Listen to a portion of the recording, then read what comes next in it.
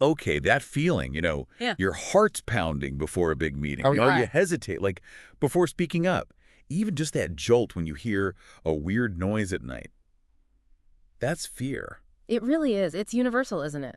And let's be real, it's probably stopped most of us from doing something we wanted to do at some point. Totally. But what's really interesting, I think, is that this emotion, which feels so, well, negative sometimes, Yeah, limiting. right, limit, it actually serves a vital purpose. Our sources for today, they really dig into what fear is. And the goal isn't really to eliminate it. Which probably isn't even possible, right? Exactly. Maybe not even ideal. It's more about understanding it so deeply that we can genuinely shift our relationship with it. Yes. I like that. Shifting the relationship. And think about fortitude, that inner strength, facing stuff with courage. It's not about being fearless. It's about doing it even when you feel the fear. That's the core of it. And that's what we're exploring today. We've looked at some really fascinating research, different articles, Yeah, a good mix. to bring you practical, evidence-based ways to do just that. Understand your fear and, start turning it towards fortitude. So connecting that to the bigger picture, we'll be looking at, well, everything from the biology of it, How it works in the body and brain. right, to actually identifying the specific fears that might be holding you back. We'll also get into cognitive tricks, behavioral techniques. And mindfulness, relaxation stuff. Definitely. Plus building resilience and, crucially, how to actually take those steps forward. Okay, but important point up front. If fear or anxiety feels like overwhelming Yeah, if it's really getting in the way of life. consistently, that could signal an anxiety disorder. And those are real conditions. They're treatable. Absolutely treatable. We'll point towards some resources later if that feels relevant. But for everyone, this deep dive offers, well, a toolkit grounded in good psychology. To help navigate fear more effectively. Exactly.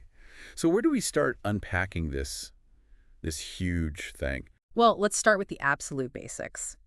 The fear response itself, that classic fight or flight. Mm-hmm. Our sources explain it as this really rapid, complex sequence. Yeah. It kicks in when we sense danger, a threat. And it involves the nervous system and hormones. Yeah, the nervous system and the endocrine system working together. Basically, a coordinated release of hormones floods your body. Right. And the amygdala, that little almond-shaped bit in the brain, that's key here, isn't it? It's the star player, yeah. Like the initial threat detector, the alarm system that sets everything off. Right. So threat detected, boom. You get a rush of hormones, cortisol, epinephrine, which most people know as adrenaline. Right. Adrenaline Yeah. and norepinephrine, they surge through you.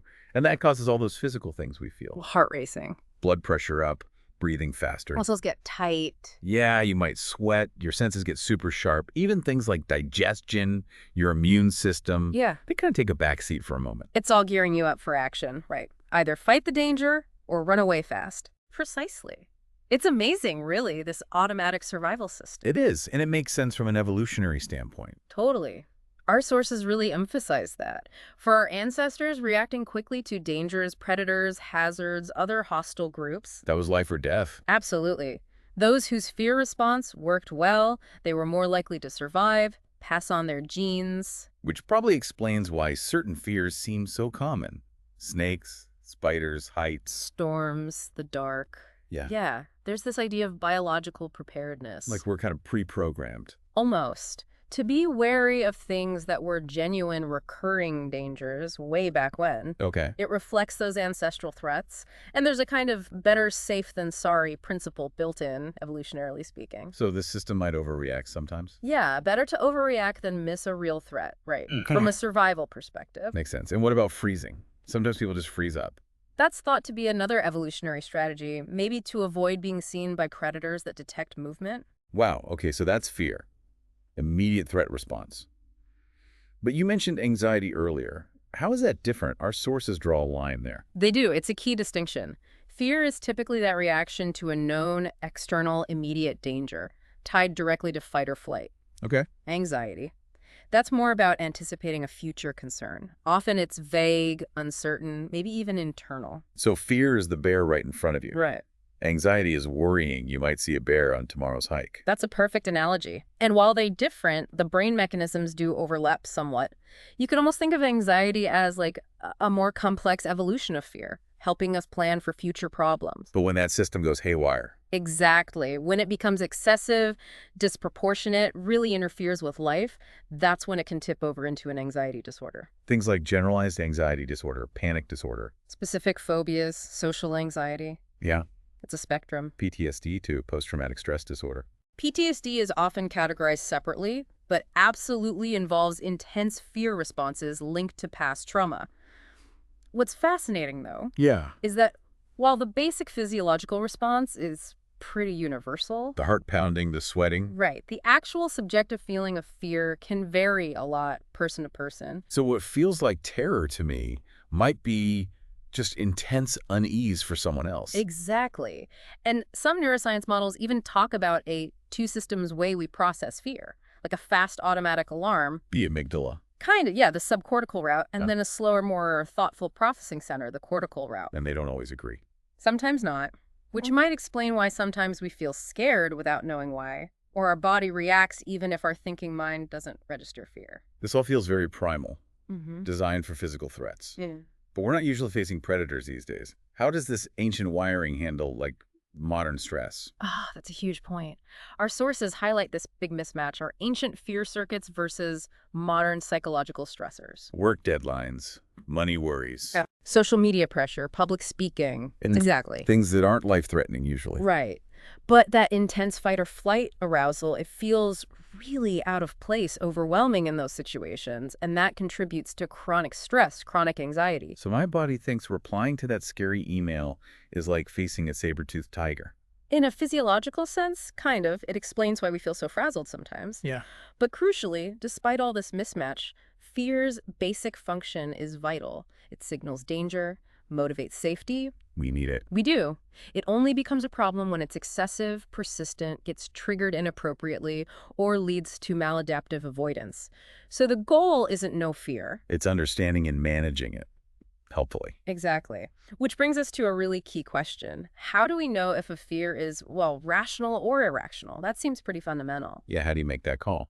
Well, rational fear is generally logical, proportionate to a real objective threat, like feeling scared during a hurricane or if a large dog is aggressively barking at you. Makes sense. It's adaptive.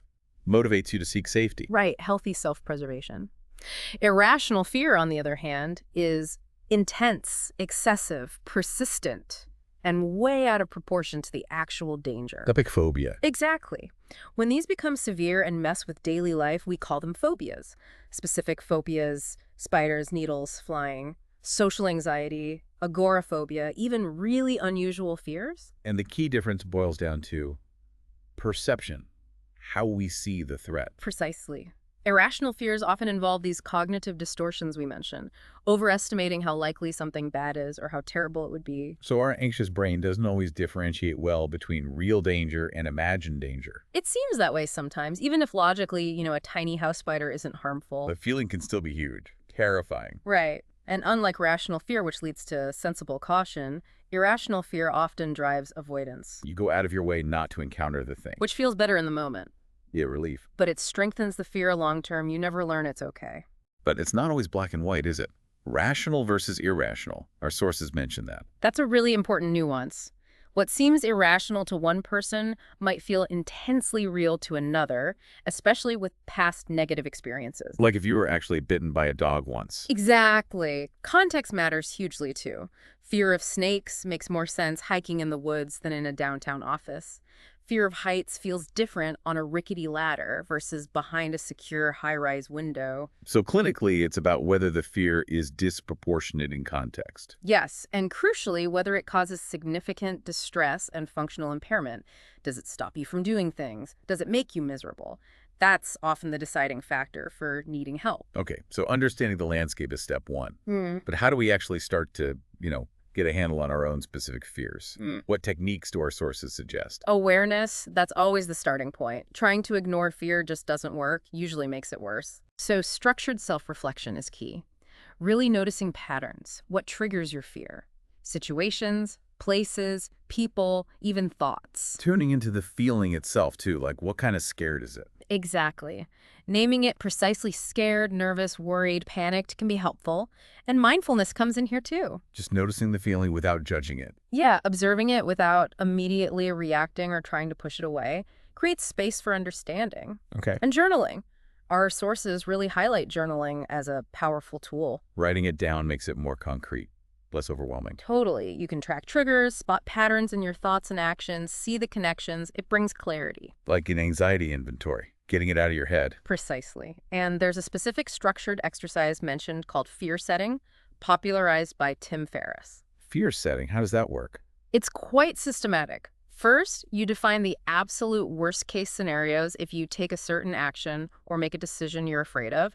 Spell them out. Okay, define the nightmare. Then, you brainstorm concrete steps to prevent those worst cases from happening, or at least reduce the likelihood. Proactive steps. Right. And then, crucially, you think about what you could do to repair the damage or recover if the worst did happen. So planning for the downside, not just dwelling on it. Exactly. Then you list the potential benefits of taking action, even partial success. The upside. And finally, this is often really eye-opening. You analyze the cost of inaction. What are the consequences, emotional, physical, financial, of staying stuck in fear over time, like 6 months, a year, 3 years down the line? Wow. That sounds like it could really shift perspective from vague dread to like rational risk assessment. That's the idea. You often realize the nightmare isn't as catastrophic as you imagine, and the cost of doing nothing might actually be way higher. That makes a lot of sense. Our sources also have some great journaling prompts categorized to help explore fears, identifying them, exploring origins, understanding how they feel, challenging them. Sounds like a good starting point just to get thinking. Absolutely. Using these tools consistently helps you shift from being passive about fear to actively understanding and engaging with it. That's essential. Okay, so identifying the fears.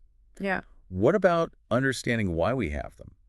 Tracing the roots. Yeah, that's the next layer. Understanding the origins can really demystify a fear and guide how you approach it. Fears aren't random. They come from somewhere. Right. Past experiences, learned associations, underlying vulnerabilities. Our sources outline a few key pathways. Direct conditioning or trauma is a big one. Like a bad experience creates a strong fear. Exactly. A dog bite leading to dog phobia, a panic attack in a certain place leading to fear of that place. Traumatic events can lead to PTSD with intense fear reactions. Makes sense, a strong negative link. Then there's observational learning or vicarious conditioning. Learning by watching others. Yes, or getting threatening information. A child seeing a parent terrified of storms might develop the same fear. Oh, okay. Genes and environment interact too. Some people might have a genetic predisposition towards anxiety. Like it runs in the family. Yeah, that interacts with stressful life events, making them more susceptible. And then there are internal factors. Like personality stuff. Kind of. Low self-esteem, perfectionism, negative core beliefs. A fear of making mistakes might stem from believing your worth depends on being perfect. Wow. Deep roots. And we can't forget evolutionary preparedness, that built-in tendency to fear things like snakes, spiders, heights. So a mix of biology, experience, learning. Exactly. And then there are the specific triggers in the present moment, the cues that set off the fear response now. People, places, objects, even thoughts. Or internal sensations, yeah. Journaling and mindful observation are key for pinpointing these. Being a bit of a detective about your own reactions. Looking for the clues. Precisely. And sometimes fears are layered. A surface fear might hide a deeper anxiety. Like fear of public speaking? Might really be about fear of negative judgment or feeling incompetent. Or fear of flying. Could be fear of losing control, claustrophobia, fear of the panic symptoms themselves. So the surface fear isn't the whole story. Often not. Techniques like asking, and then what will happen, repeatedly, or what am I really afraid of, can help peel back those layers. Getting to the core fear. Because addressing that root is usually more effective than just dealing with the surface symptom. Understanding origins and triggers gives you a much clearer target for change. Okay, so we understand the fear landscape. We've mapped our own fears, traced some roots. Now, how do we actually change things? Cognitive strategies, using our minds. Yes, this is where we get really practical. Our sources stress that powerful link. Thoughts, feelings, behaviors. Negative thoughts fuel fear, leading to avoidance. So step one is noticing those thoughts. Exactly, becoming aware of them, especially those automatic negative thoughts, or ANTs. ANTs, those critical thoughts that just pop in. Yeah, involuntary, habitual, often pessimistic or fear-based. I'll definitely fail. Everyone will judge me. Right. And these ANTs often follow patterns, cognitive distortions, biased ways of processing information that reinforce bad feelings. Thinking traps. Good term for it. Learning What to was it? spot these traps is crucial. Like catastrophizing, jumping to the worst possible outcome. That's a big one. Or all or nothing, thinking black and white, no gray areas. Overgeneralization. One bad date means you'll be alone forever. Exactly. Mind reading, assuming you know others' negative thoughts. Fortune telling, predicting a negative future like it's fact. Emotional reasoning. I feel anxious, therefore this situation is dangerous. Yes. Discounting the positive, dismissing good things as flukes. Should and must statements, those rigid, unrealistic expectations. Personalization, blaming yourself for things that aren't your fault. It's a whole list. Becoming aware takes conscious effort. Self-monitoring, maybe a thought record, noting the situation, feeling, and thought. The catch it, check it, change it model. Exactly. Catch the thought, check its validity, spot the distortion, then work to change it to something more balanced. And our sources had examples, right? Reframing. Yeah, like instead of catastrophizing a bad presentation, I'm a total failure, reframing it, that didn't go as well as I hoped, but I can learn from it for next time. More balanced. Okay, so that leads to cognitive restructuring. Actively challenging those thoughts. Right. Not just noticing them, but questioning them. Methods like Socratic questioning, asking probing questions about the thought's logic, evidence, alternatives. Like, what's the evidence for this thought Yeah. against it? Is there another way to see this? Precisely. Or explicitly examining the evidence list pros and cons, cost-benefit analysis of holding the thought, and sometimes behavioral experiments. Testing the belief in the real world, like What- we talked about with rejection. Exactly. A small, safe test. And reframing is that conscious shift in perspective, finding a more constructive angle. The goal isn't forced positivity, though. No, absolutely not. It's about developing balanced, realistic, alternative thoughts. Thoughts you actually find believable and that fit the evidence. A balanced thought acknowledges reality without the fearful exaggeration or self-blame. And it takes practice, repetition. Lots of it. For these new ways of thinking to become more habitual, it's different from just thinking positive. It's about aiming for accuracy and adaptability in your thinking. So recognize thoughts as mental events. Question them. Reframe them. Lessen their power. That's the core idea. Regain control over their emotional impact. Okay, challenging thoughts is one piece. But fear makes us avoid. How do we break that avoidance cycle? Behavioral approaches. Exposure therapy. Yes, this is absolutely critical. Avoidance gives short-term relief. Feels good to escape. Right.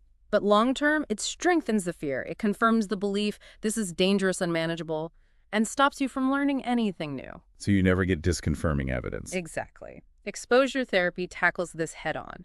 It means intentionally, systematically confronting the feared things, objects, situations, thoughts, memories, sensations in a safe way, without escaping or avoiding. So facing the spider instead of running. Gradually. Precisely. And it works through several mechanisms. Habituation is one. Getting used to it. Yeah. Repeated exposure without harm leads to the fear response naturally decreasing. Your nervous system learns it's okay. Makes sense. Then there's extinction, or inhibitory learning, weakening that learned link between the feared thing and the expected bad outcome, creating new safety memories. So the brain learns a new association. Feared thing doesn't equal disaster. Exactly. Expectancy violation, experiencing that the bad thing doesn't happen, is key. It allows for emotional processing, belief modification. You challenge inaccurate predictions through direct experience. And you learn you can cope. Yes. Build self-efficacy, confidence in managing fear. The research is really strong here. Exposure is highly effective for many anxiety issues. Phobias, panic, social anxiety, PTSD. Right. Often as good as or better than meds or other therapies, but it's underutilized. Because it sounds scary, facing your fears intentionally. Probably a big part of it. Misconceptions. That's why it's crucial to stress. Done properly, with a trained therapist, it's safe, gradual, collaborative. You know what you're getting into. Informed consent, clear rationale. Yes, there's temporary discomfort, but that anxiety is actually necessary for change. It's the catalyst. And the common way to do this gradually is the fear ladder or hierarchy. Exactly, a fear hierarchy. You list specific fear-related situations ranked by how much anxiety they cause.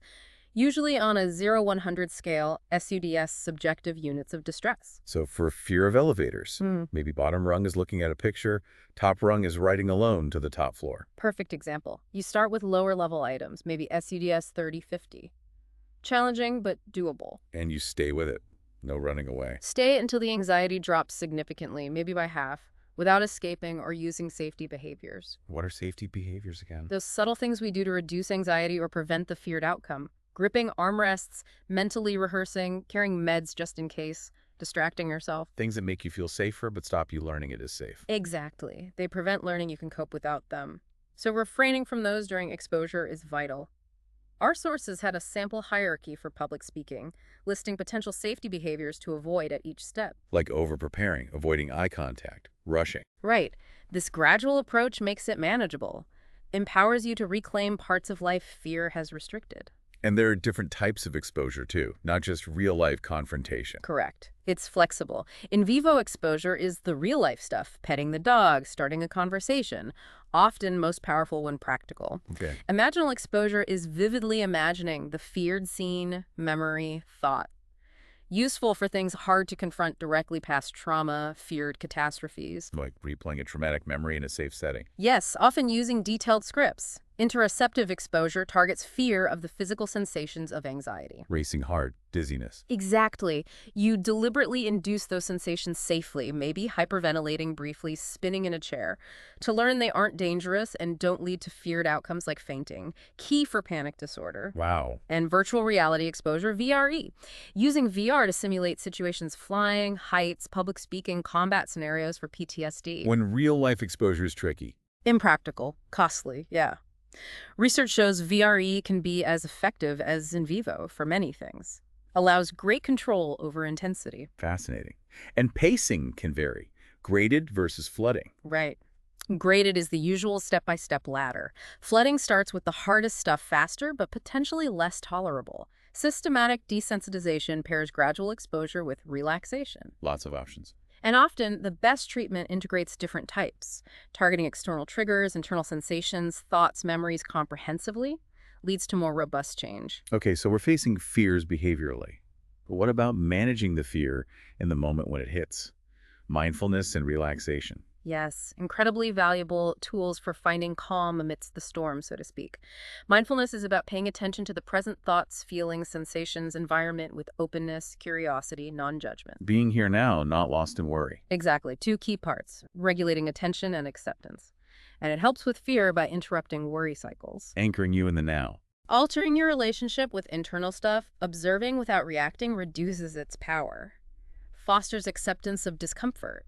Reduces emotional reactivity. Promotes thoughtful response over knee-jerk reaction. And can modulate physiological arousal, especially through breath awareness. So techniques like focusing on breath, body scan meditation, mindful walking. Loving kindness meditation, open monitoring, even informal mindfulness in daily activities. And structured programs like MBSR, mindfulness-based stress reduction, and MBCT, mindfulness-based cognitive therapy. And these are proven effective. Yes, research shows they significantly reduce anxiety, stress, depression. Some studies find MBSR comparable to antidepressants for anxiety. Wow. And there's the simple Estaha skill: stop, take a breath, observe, proceed mindfully.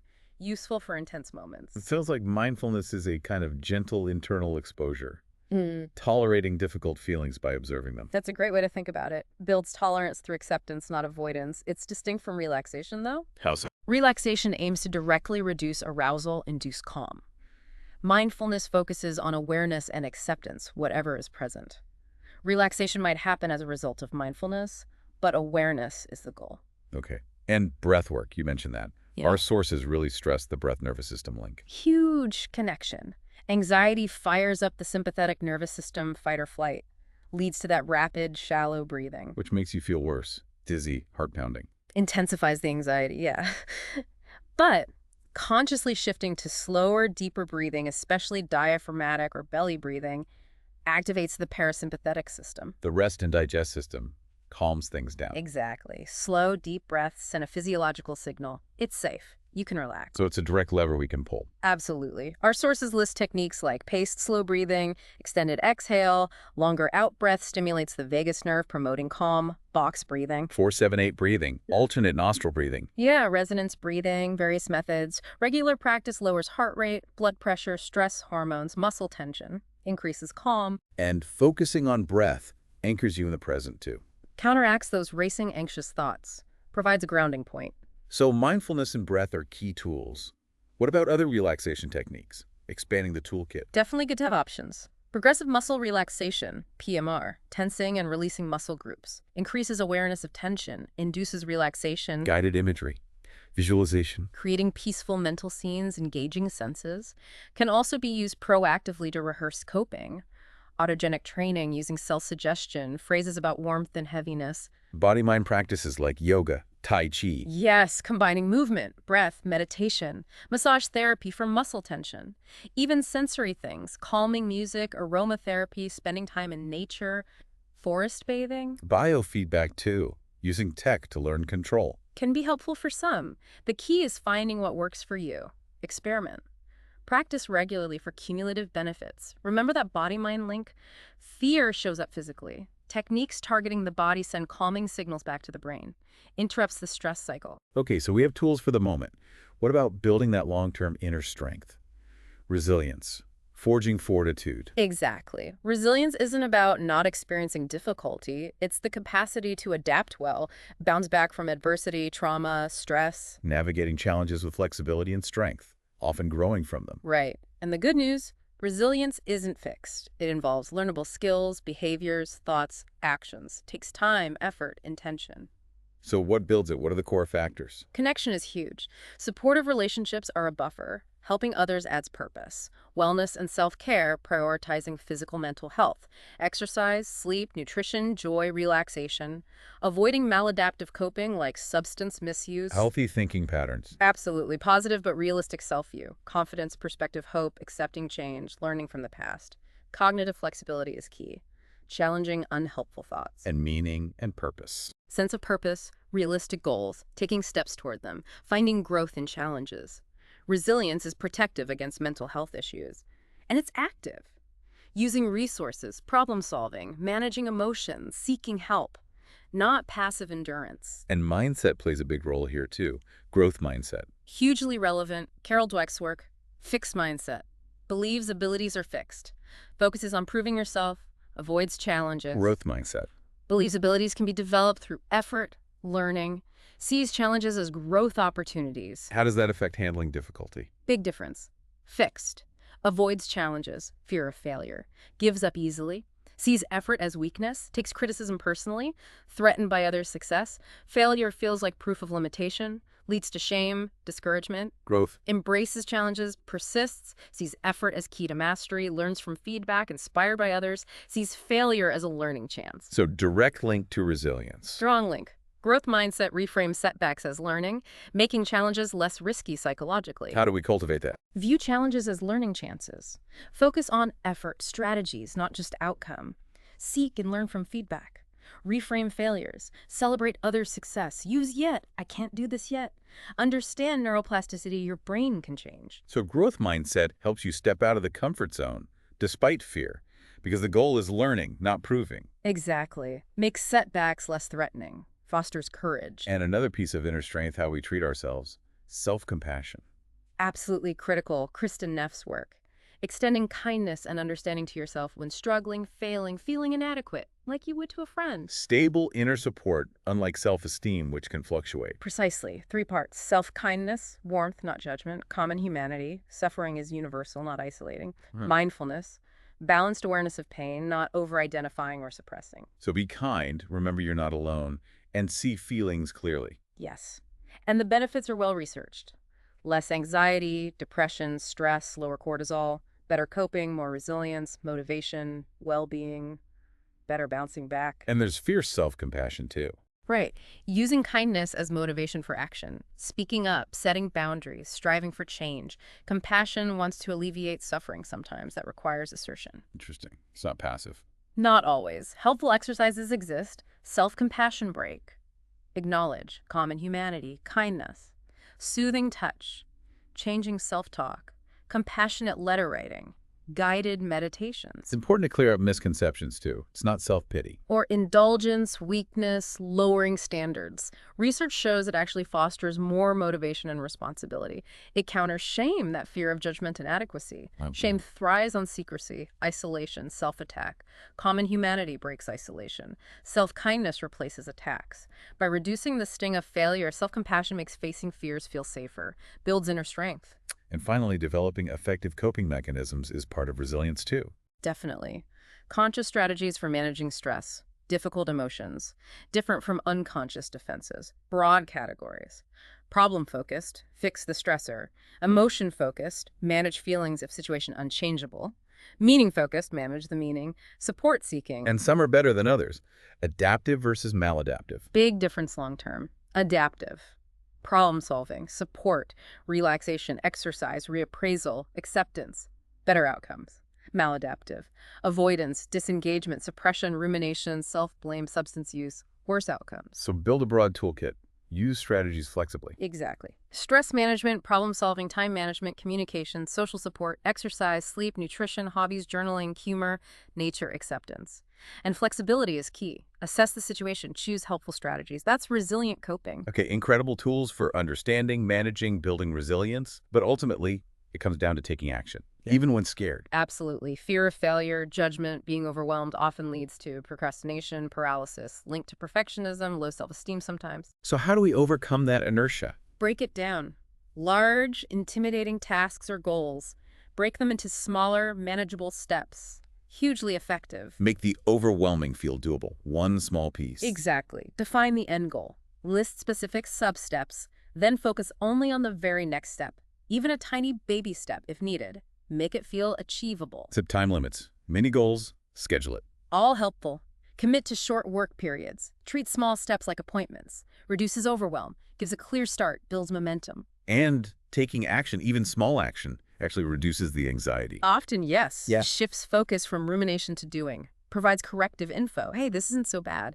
Acts as mini exposure. And once we start taking steps, celebrating small wins, that's important. So important. Action often creates motivation and confidence, not the other way around. Confidence comes from doing. Small wins are those intermediate successes, building blocks. Exactly. Minor achievements. And acknowledging them has a big psychological impact. Boost motivation, dopamine. Builds self-efficacy, proof you can do it. Increases resilience, buffer for setbacks.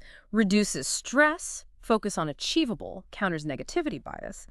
Enhances self-esteem, internal validation. Creates momentum. How do we actually do that? Celebrate them effectively. Easy to just skip past. Good point. Mindful acknowledgement, pause, feel the satisfaction, track progress, journal, checklist, ta-da list, share successes with supportive people. Maybe small, tangible rewards to associate progress with pleasure. So breaking down tasks, celebrating small wins, reframes the journey. From overwhelming destination to manageable, rewarding process. Incremental progress makes action easier despite fear, builds sustained effort. So bringing it all together then, fear is universal, inescapable really. But it doesn't have to limit us. We can understand it, challenge the thoughts, face it gradually, find calm, build resilience. And take meaningful action in spite of it. Transform it into fortitude. It's a journey, right? Ongoing, needs patience, persistence. And self-compassion. Setbacks are normal. Definitely. And if fear is consistently interfering with life, getting professional support is a sign of strength. We'll link some resources. Absolutely. Help is available. So maybe the final thought for everyone listening. Consider just one small step you can take this week based on all this. One small step towards understanding or facing a specific fear. Yeah. Start that journey. Explore these ideas. Build a life with, well, maybe not less fear necessarily, but definitely more courage and fulfillment.